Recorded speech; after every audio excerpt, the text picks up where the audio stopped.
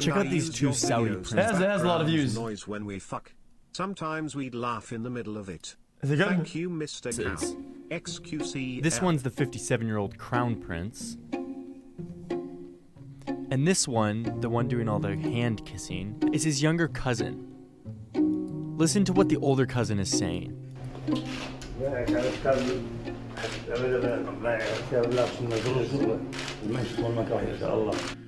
He's being forced to give up his power and to pass the crown prince title to his younger cousin, a guy who's almost half his age.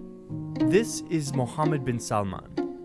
In the West, we just call him MBS. And since this moment in June, he's consolidated power so swiftly and so thoroughly that in Saudi Arabia, they just know him as Mr. Everything.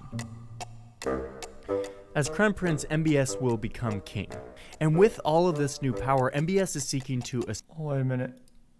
New power, MBS is... And with all of this new power, MBS is seeking to assert his dominance throughout the Middle East. One of his big policies is this tradition? Is it... to kiss a homie? Been a vehement opposition to Saudi Arabia's neighbor, Iran. Okay. I didn't know. And on that note, he has found an ally in the White House.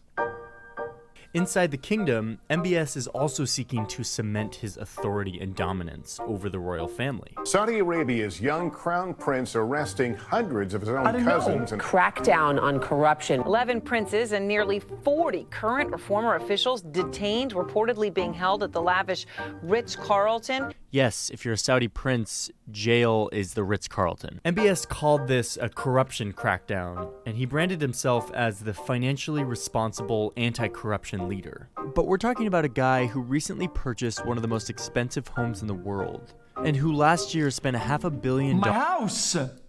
Literally! Guys! They're doxing me, dude! Yikes! In the world, and who last year spent $500 million on a painting. He clearly had other motives for this crackdown beyond fiscal responsibility.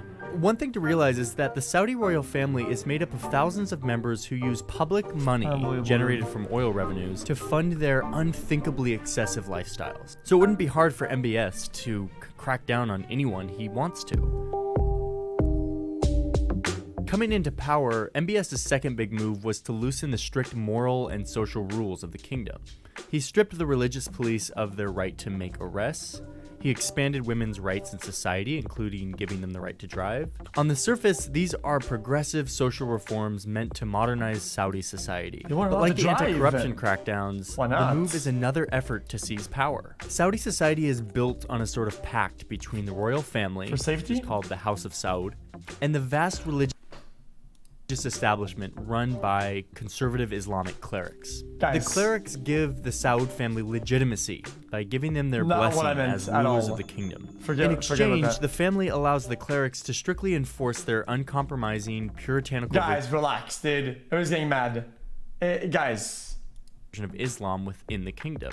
This Faustian bargain means that Saudi princes, like MBS and others, can live these indulgent lifestyles and make deals with the West, but still retain religious legitimacy in the eyes of the public.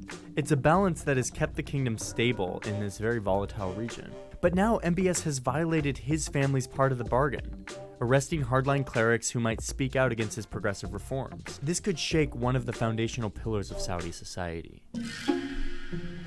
The third way MBS is shaking up the kingdom is his plans for the economy. The kingdom's revenue comes almost entirely from oil. Demand for oil has remained solid for decades, and Saudi has reaped the rewards. That is so interesting, But in 2014, the price of oil started to drop, and it became clear that betting the entire kingdom's economy on this one resource was a dangerous strategy for the future.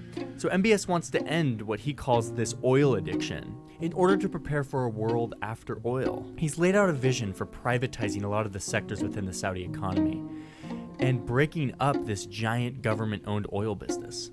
But this reform could also create more instability.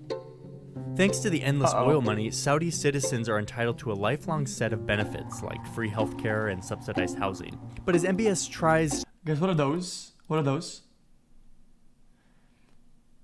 I could be wrong. I think is that a kirpan? healthcare and subsidized housing. But as MBS tries to privatize the economy and move away from oil, this subsidized lifestyle that so many Saudis enjoy could be threatened. And the public support that has kept this monarchy so solid for so many years could begin to dwindle. The Kingdom of Saudi Arabia is on the brink of one of the biggest transformations in its history. As this young leader consolidates power to upend the status quo, he may also upend the pillars that have kept the kingdom one of the most stable countries in the Middle East. Cool one. That's a good video. It's right. Okay, now, how about watch something funny? Wow, how can you stop